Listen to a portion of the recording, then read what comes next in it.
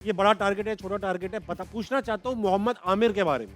Although he has retired from international cricket, मगर जिस तरह से वो इंटेलिजेंटली बॉलिंग कराते हैं, क्या आपको लगता है कि वो हमारे करंट प्रीमियर बॉलर से अभी भी बेहतर है? पहली बात तो ये पूछना चाहिए कि आमिर हो चुका है या फिर दोबारा वापस नहीं, आमिर ले भाई लेगा? ने कसम उठा ली अब। हैं? भाभी ने भी आए थे मेरे शो में, पहले आए थे, भी कसम उठाई उन्होंने कहा नहीं। पहले भी कसम उठाई थी, वापस ले ली। उन्होंने आपकी कसम ली है खैर इस बार एनीवेज, में। अब मुझे ही मरवा दो आप वैसे भी और इस और भी। अच्छा, खैर बताएं ना एनीवेज, वो- देखिए जहाँ तक आमिर की एबिलिटी की बात है, वो आप देखें, वो उसकी कोई बात कर ही नहीं सकता। One of the best bowler है हमारे पास। मोहम्मद आसिफ के बाद जो पुराने एरा में उमर गुल के बाद अगर कोई भी फास्ट बॉलर्स आए हैं, उमर गुल तक तो बड़े बड़े नाम, फिर उमर गुल थे, उसके बाद अगर कोई भी प्रीमियर फास्ट बॉलर हमारे पास जो आए हैं, मोहम्मद आसिफ, उसके बाद मोहम्मद आमिर, हाँ, बेशक। इसके बाद मुझे ऐसा लगता है कि अभी तक वैसे वो बॉलर्स नहीं है इंटेलिजेंट वाइज, मतलब जो क्रिकेट को स्किल वाइज समझ है, के इंटेलिजेंस वाइज। एग्जैक्टली स्किल हर किसी के पास है, इसलिए वो पाकिस्तान को रिप्रेजेंट कर रहे हैं। लेकिन जो इंटेलिजेंट होता है ना बंदा, अब उसको भी पता है कि बाबर को किस तरह आउट करना है। हाँ, ही न्यू।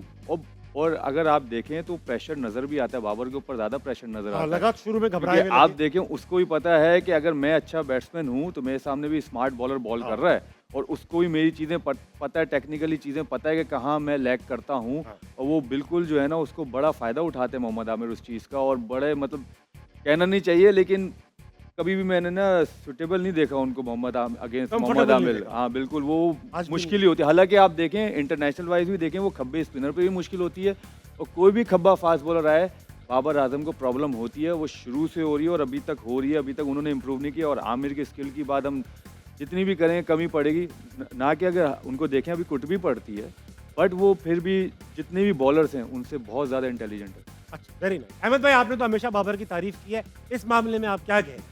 नहीं, बाबर की जितनी भी हमने बात पाकिस्तान के लिए, जब आईसीसी के लिए वो खेलते हैं, पाकिस्तान के इवेंट्स खेलते हैं, हमने काफ़ी बात की है। हाँ। तब बात की है जब कोई उनके बारे में बात नहीं करता था, ठीक है। अब तो ये बात ज़बान ज़दे आम है, हर किसी को आप देखें कर रहे हैं। मेरे लिए कंसर्निंग पार्ट है, कुछ आउट होना इट्स ओके। हाँ। यार इस टूर्नामेंट के अंदर 4 दफ़ा वो लेफ्ट आर्म सीमर से आउट हो गए।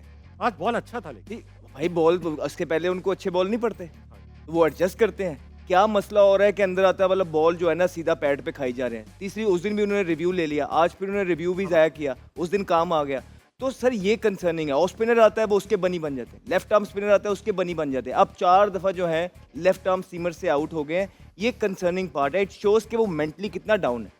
जब मैं भी इस तरह का, मेरे पे एक दफ़ा टाइम आया था, बहुत मैं अंडर प्रेशर था, मेरे से परफॉर्मेंस नहीं हो रही थी, तो मैं fast bowler, right arm fast bowler से जो आउट स्विंग हो रहा था, मैं उसको छेड़ ही जा रहा था। हाँ। मैंने बड़ी कोशिश की और मैं मेंटली और ज़्यादा ड्रेन हो गया। फिर मैंने ऑफ लिया क्रिकेट से, मैं चला गया, मैंने वो टूर्नामेंट ही छोड़ दिया। डोमेस्टिक का टूर्नामेंट था अर्ली डेज में, मैंने छोड़ दिया। और उसके बाद जब मैं अगले साल आया, I was a better player. मैंने वो चीज़ें कौन कर, तो मेंटल बहुत ज़्यादा इशू अब आ गया, क्योंकि बहुत प्रेशर के अंदर है, हाँ। कुछ समझ नहीं आ रहा है। इंटरनेशनल लेवल की परफॉर्मेंसेस आपके सामने है, लीग की परफॉर्मेंस, और इस लेवल पे जहाँ पे हर कोई आप देखें आके यूं करता छिक्का हो जाता है, इस लेवल पे आप एक्सपेक्ट करते हैं कि जो भी इंटरनेशनल लेवल पे बाबर के साथ मसले हुए हैं, लेकिन वो लीग में जो है ना अच्छा हमेशा से ही खेले हैं, क्योंकि लेवल में बहुत फ़र्क आता है। लेकिन इस दफ़ा जो है उनकी परफॉर्मेंस, अगर आप उनकी एवरेजेस देखेंगे और स्ट्राइक रेट देखेंगे, सबसे ही नीचे चल रहे हैं इस टाइम पे। तो ये कंसर्निंग पार्ट है। मुझे लगता है कि इसमें उनका कसूर नहीं है।